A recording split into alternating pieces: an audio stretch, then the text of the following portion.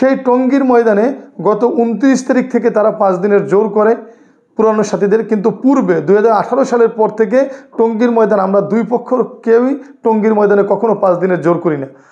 সরকার ওই ইজতেমার যে বৈঠক হয় স্বরাষ্ট্র মন্ত্রণালয়, ওখানে বসে সিদ্ধান্ত হয় কে কোথায় 5 দিনের পুরাতন সাথীদের জোর করবে। আমরা কেরানীগঞ্জে করি, তারা প্রথম বাংলাদেশের কয়েকটা বিভাগে জোনে ভাগ করে তারা 4-5 বার করে, এবং গতবারও তারা বৃন্দাবনে, উত্তরা বৃন্দাবনে করে, গরুরহাটে করে, আমরা কেরানীগঞ্জে করি। কিন্তু এবার সরকারের অনুমতি নিয়ে বা না নিয়ে তারা টঙ্গীর ময়দানে আপনার 5 দিনের জোর করে 29শে নভেম্বর থেকে 4ঠা ডিসেম্বর পর্যন্ত।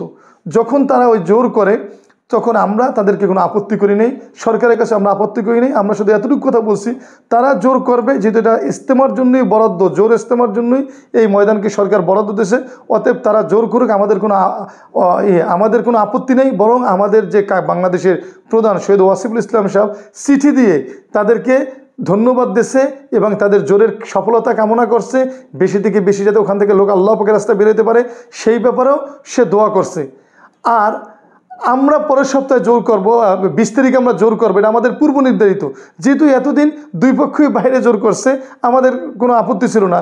এখন যেহেতু তারা টঙ্গীর ময়দানে পুরাতন সাথীদের জোর করছে, আমরাও 20 তারিখ থেকে জোর করবো। এটা আমাদের নাগরিক হিসেবে এবং তাবলিগের সাথী হিসেবে, যেহেতু তাবলিগের নামে এটা বরাদ্দ, আমাদের এটা অধিকার। সেই অধিকার হিসেবে আমরা সরকারের উচ্চ মহল থেকে শুরু করে জেলা প্রশাসক, গাজীপুর পুলিশ কমিশনার সহ সবাইকে অবগত করছি। গতকালকে আমরা সরকারের ঊর্ধ্বতন কর্মকর্তাদেরকে অবগত করছি যে আমরা 20 তারিখ আমাদের সারা বাংলাদেশের 3 থেকে 4 লক্ষ তাবলিগের সাথীরা উপস্থিত হবে এই জোর সফল করার জন্য। এই জোর করার আগে যত রকমের রোকআউট আছে, আপনারা প্রশাসন, সরকার, আপনাদের দায়িত্ব। আমরা বিশৃঙ্খলা চাই না, আমরা শান্তিপূর্ণ মেহনত, ধর্মীয় মেহনত, আর শান্তির মেহনত। এখানে আমরা শান্তি চাই। তারা জোর করছে, তা আমাদের কোনো আপত্তি ছিল না, আমরা জোর করব, তাদের আপত্তি, এটা কোনো গ্রহণযোগ্য না। এবং আমরা ইতিমধ্যে শুনতে পেয়েছি তারা এই কথা বলে যে সরকার বলছে 4ঠা ফেব্রুয়ারি টঙ্গীর ময়দান প্রশাসনকে বুঝিয়ে দেবে, প্রশাসন আমাদেরকে বুঝিয়ে দেবে। ওটা তো ইজতেমাকালীন একটা ফয়সালা, ইজতেমার জন্য এই ফয়সালা হয়েছে।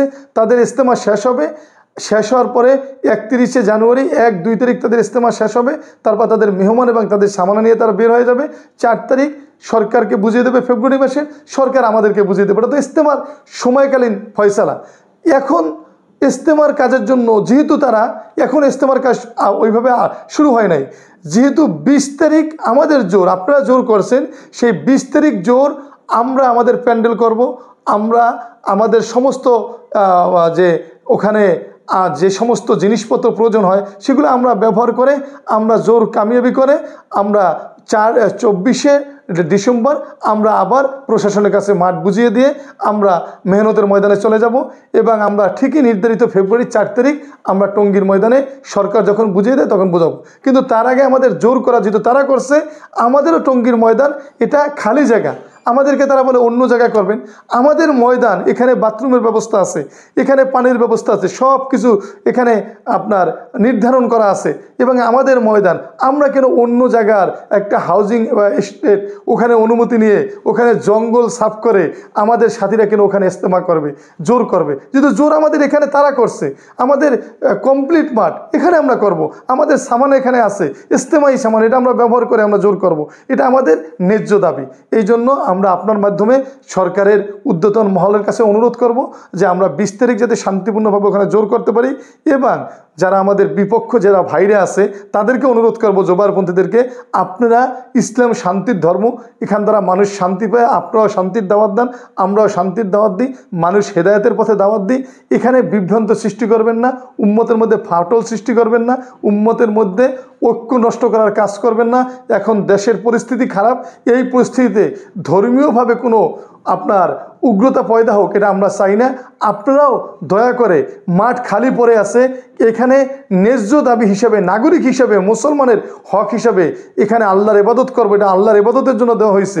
এখানে আপনারা প্রতিবন্ধকতা সৃষ্টি করা, 1 নম্বরে ইসলামের ক্ষতি করবেন, তেমনি দেশেরও ক্ষতি করবেন। এই জন্য আপনাদের কাছে অনুরোধ করব, কোনো বিশৃঙ্খলা সৃষ্টি করবেন না। আর সরকারকে অনুরোধ করব, আপনারা আমাদেরকে সুন্দর মতো আমরা প্রশাসনকে এবং দেশের আইনকে মানি, দেশের সরকারকে আমরা সহযোগিতা করি, এখনও করি, সবসময় করব। আমরাও দেশের মধ্যে বিশৃঙ্খলা চাই না।